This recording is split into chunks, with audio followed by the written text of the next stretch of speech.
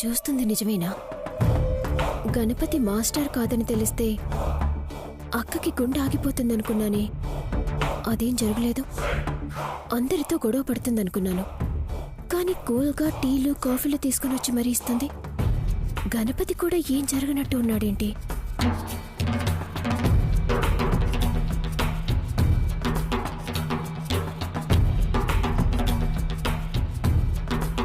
ఏంటి నిధి, ఏదో టెన్షన్గా ఆలోచిస్తున్నట్టున్నావు?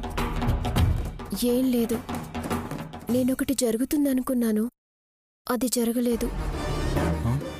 ఎందుకు జరగలేదు అని ఆలోచిస్తున్నాను. అసలు నువ్వేమనుకున్నావు? ఏం జరగలేదు? అదో పెద్ద కథలే. నీకు టైం వచ్చినప్పుడు చెప్తాను.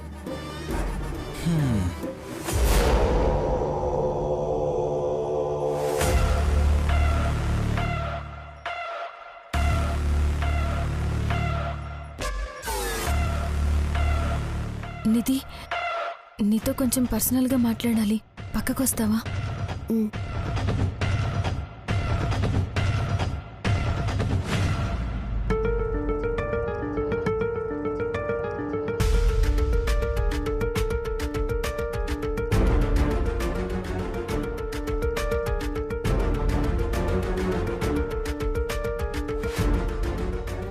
ఏంటక్క?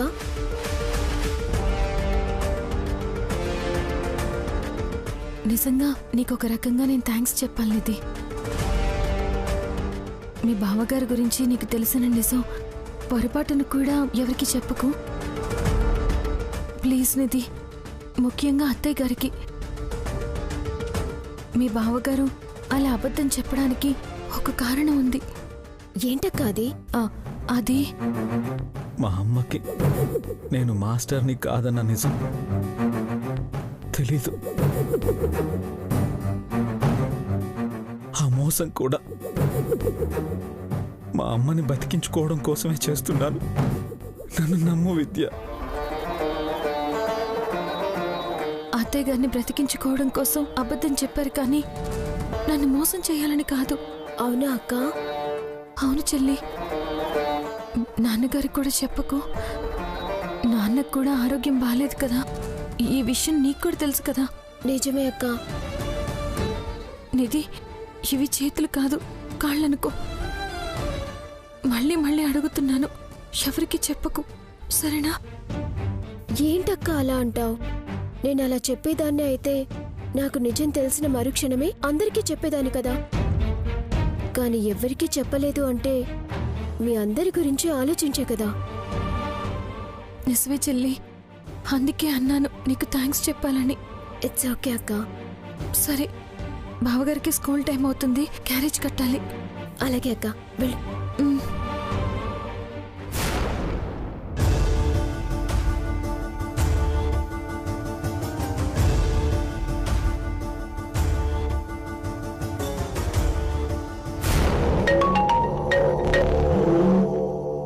హలో నిధి.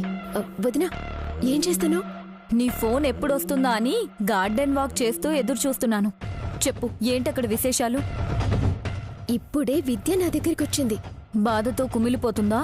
అందరితో గొడవ పెట్టుకోబోతుందా? ఇక్కడ వాతావరణం చాలా ప్రశాంతంగా ఉంది. మనం అనుకున్నట్టే విద్యక్క తనకి తెలిసిన నిజాన్ని ఎవ్వరికీ చెప్పటం లేదు. పైగా ఇప్పుడు నా దగ్గరికొచ్చి చేతులు పట్టుకుని కాళ్ళనుకో ఎవ్వరికీ చెప్పొద్దని బతిమాలుతుంది. హో, అనుకున్న దారిలోనే విద్యుంది. గుండె నిండా బాధని పెట్టుకొని పైకి మామూలుగా నటిస్తుందన్నమాట. విద్య అలా నరకం అనుభవిస్తుంటే నాకు సంతోషంతో నవ్వాగటం లేదనుకో. విద్యని ఇంత డల్గా, దీనంగా నేనిప్పటి వరకు ఎప్పుడూ చూడలేదనుకో. గుడ్ గుడ్, పడాలి, ఇంకా ఇంకా బాధపడాలి. పార్వతమ్మకి ఎక్కడ తెలుస్తుందోనని అనుక్షణం చేస్తూ బతకాలి. ఆ టెన్షన్తో ఆలోచిస్తూ నరాలెక్కడ చిట్లిపోతాయా అనిపించాలి. చివరికి ఇలాంటి జీవితం ఎందుకు అనిపించాలి. అవును, నెక్స్ట్ ప్లాన్ ఏంటోదినా? ఇంటిల్లిపాది రేపొద్దున్న కట్టుబట్టలతో రోడ్డు మీద పడబోతున్నారు. నేనేమైనా చేయాలవుతున్నా? అసలు ప్లాన్ ఏంటి?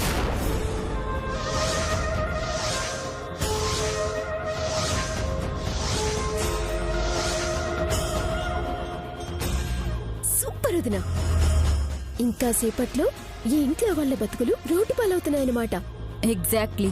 సరే వదినా, ఉంటాను. దానికోసం వెయిట్ చేస్తూ ఉంటాను. ఓకే నిధి, బాయ్.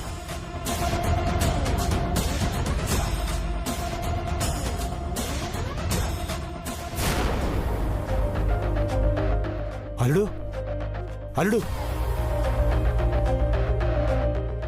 రాత్రి నిన్ను కలిసి ఏం జరిగిందో అడుగుదాం అనుకున్నాను రా, కానీ కుదరలేదు. నేనేమైంది? మావయ్య, అది ప్రేమని కురిపిస్తూ నటిస్తూ మీరు మాస్టారు అని నన్ను భలే మోసం చేశారు. కానీ మీరు చేసిన మోసాన్ని మాత్రం భరించలేకపోతున్నాను. మా అమ్మకి నేను మాస్టర్ని కాదన్న నిజం తెలీదు. ఆ మోసం కూడా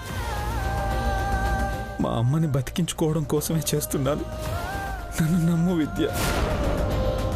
మా అమ్మకి మాత్రం నేను మాస్టర్ని కాదనే నిజాన్ని చెప్పకు విద్య.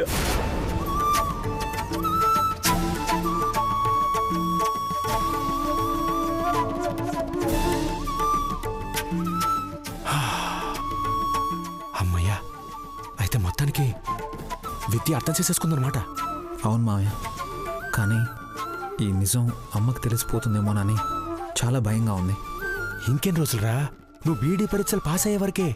టెన్షన్ పడకు, అంతా మంచి జరుగుతుంది, సరేనా? అదే నమ్మకంతో ఉన్నాను మావయ్య. అంతా బాగుంటుంది.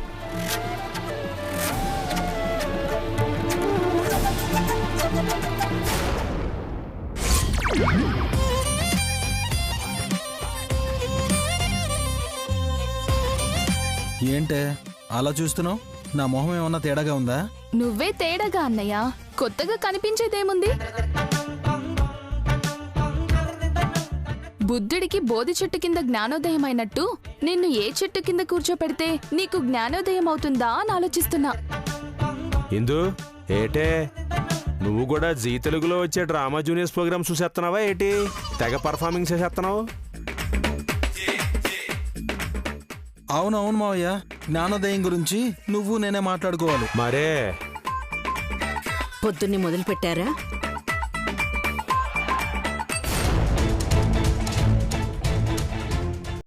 విద్య, క్యారెట్స్ తీసుకురా.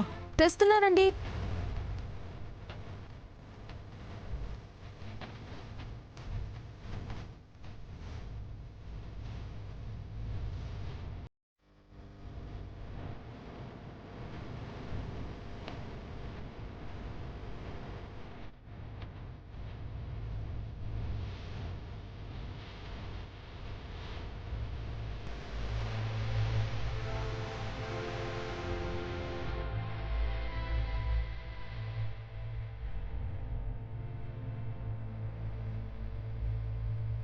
గణపతి ఆగు.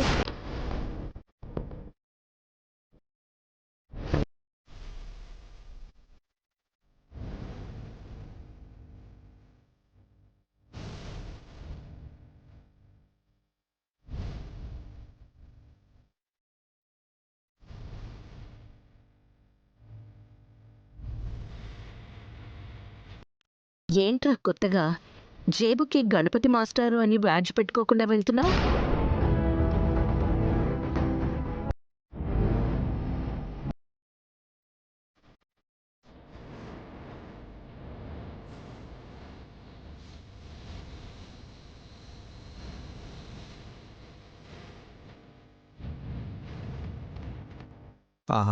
అమ్మా, అది అది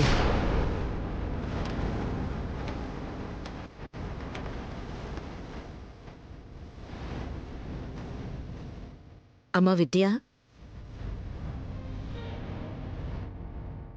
నువ్వు కూడా మర్చిపోయావా? ఏదో పనిలో పడి మర్చిపోయి ఉంటుందిలే అత్తయ్య. అంతే కదక్కా? ఇది అంతేనమ్మా.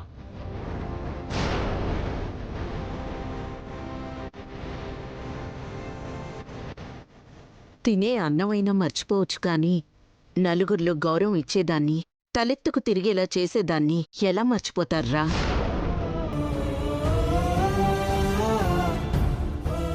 బ్యాడ్జ్ ఎక్కడ పెట్టావు? ఎక్కడో పడిపోయిందమ్మా. నీకసలు భయం లేకుండా పోతుంది. ఉండు, ఇంకోటి తీసుకొస్తాను.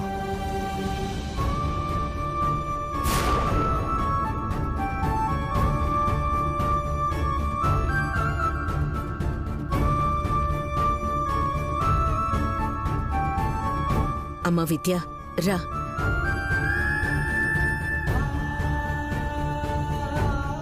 పెట్టమ్మా.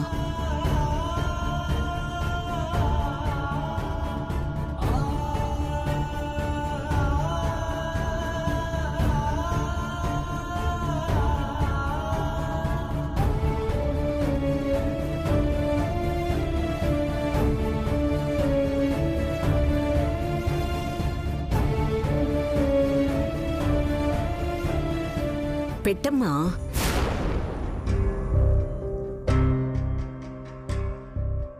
గలగలని మాటల కంటే నాకేది ఇంకెక్కువ కాదే. నీ మాటే ఇక వినబడదంటే మరి నా గుండెకు చప్పుడు లేదే. ఈ జన్మకు కావలసిన మాటలు అన్నిటినీ మాట్లాడేశాననుకున్నావా? ఒక మాటైనా చెప్పక ఇకపై నీ మాటలని మౌనంలో కలిపేస్తావా? గలగలని మాటల కంటే నాకేది ఇంకెక్కువ కాదే. నాకేది ఇంకెక్కువ కాదే.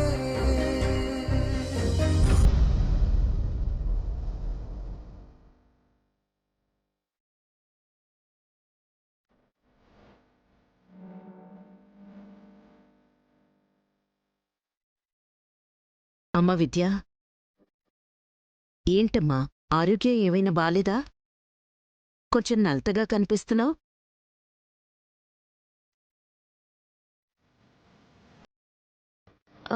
అవునక్క, అలాగే ఉన్నావు.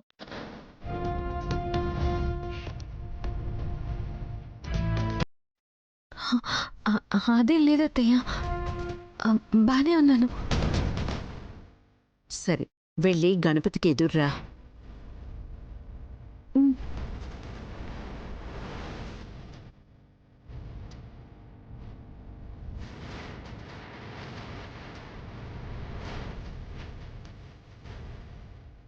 గణపతి, వెళ్ళరా.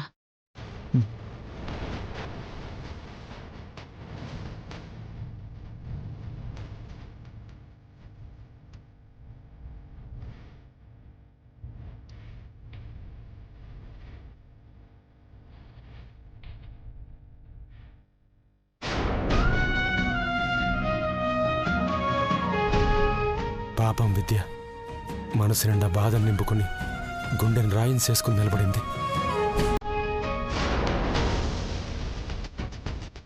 అక్క, నువ్వు ఇలా నిజం చెప్పలేక నీలో నువ్వు నలిగిపోతుంటే నా మనసుకి ఎంత ఆనందంగా ఉందో.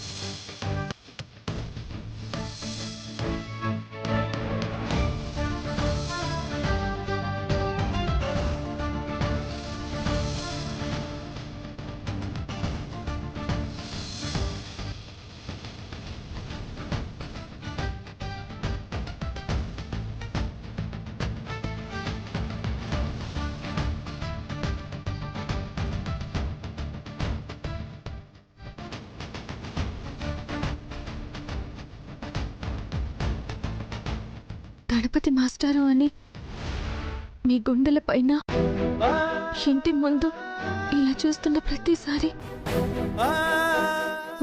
అత్తయ్య మీరు మాస్టర్ అని ఫీల్ అవుతున్న ప్రతిసారి మనం అత్తయ్య గారిని మోసం చేస్తున్నామనిపిస్తుంది. మొన్నటిదాకా మీరు బాబాయ్, ఇప్పుడు నేను. ఏదో ఒకరోజు అత్తయ్యకి నిజం తెలిస్తే నువ్వు కూడా నన్ను మోసం చేసావా విద్య అంటే ఏం చెప్పాలో అర్థం కావడం లేదండి.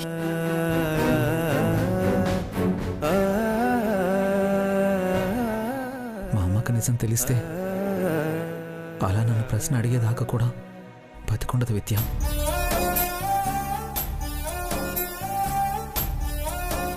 అమ్మకు నిజం తెలియని రోజులే మా అమ్మ బతుకుంటుంది, నా కళ్ళ ముందు ఉంటుంది. అప్పుడు ఇప్పుడు నేను ఒక్కటే ఆలోచిస్తున్నాను, అబద్ధం చెప్పైనా సరే అమ్మని బతికించుకోవాలని.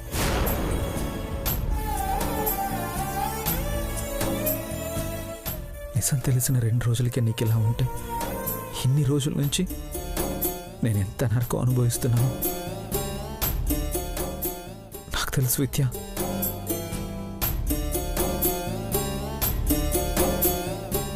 బాధపడకండి, మనం ఒక్క నెల రోజులు అత్తయ్య గారికి తెలియకుండా జాగ్రత్తగా ఉంటే చాలు. త్వరలో వచ్చే బీఈడీ ఎగ్జామ్స్ మీరు బాగా రాయండి. ఈసారి ఖచ్చితంగా పాస్ అవ్వండి. ఆ తర్వాత అత్తయ్య గారికి నిజం తెలిసిన మిమ్మల్ని అర్థం చేసుకుంటారనే నమ్మకం నాకుంది. ఏంట్రా మొగుడు పెళ్ళాలిద్దరూ గుసగుసలాడుకుంటున్నారు? దేని గురించి?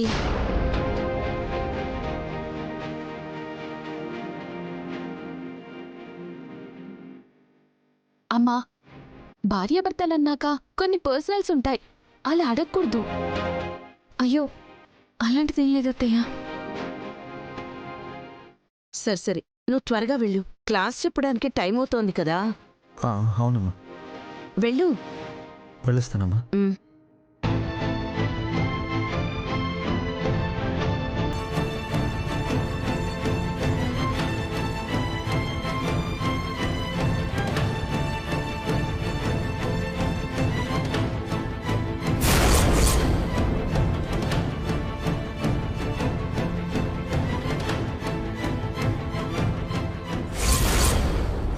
ఆ ఇంట్లో వాళ్ళు ఎట్టి పరిస్థితుల్లో ఉండడానికి వీల్లేదు.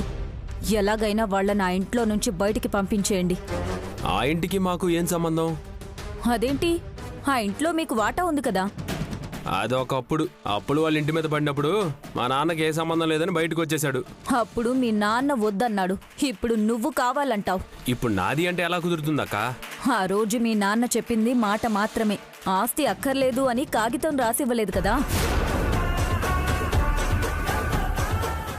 నిజమే.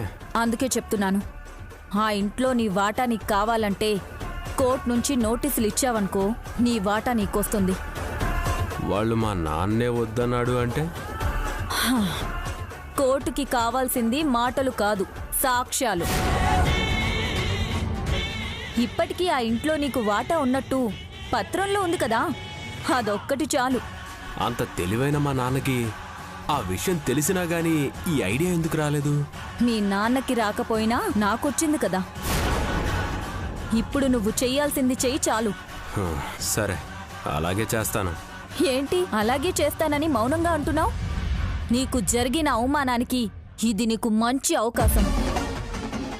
నీకు జరిగిన అవమానానికి నీకు బాధగా ఉందో లేదో గాని నాకు చాలా బాధగా ఉంది. అరే, ముందు విద్యని నీకిచ్చి పెళ్లి చేస్తాను అన్నాడు. అంతా అయ్యింది అనుకుంటే ఆ విద్య నాకు మాస్టారే కావాలని వాణ్ణి చేసుకుంది.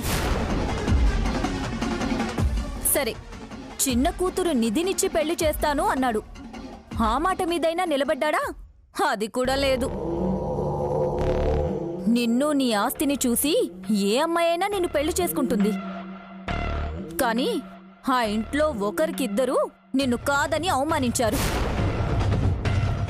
అలాంటి వాళ్ల మీద పగ తీర్చుకునే అవకాశం ఇప్పుడొచ్చింది.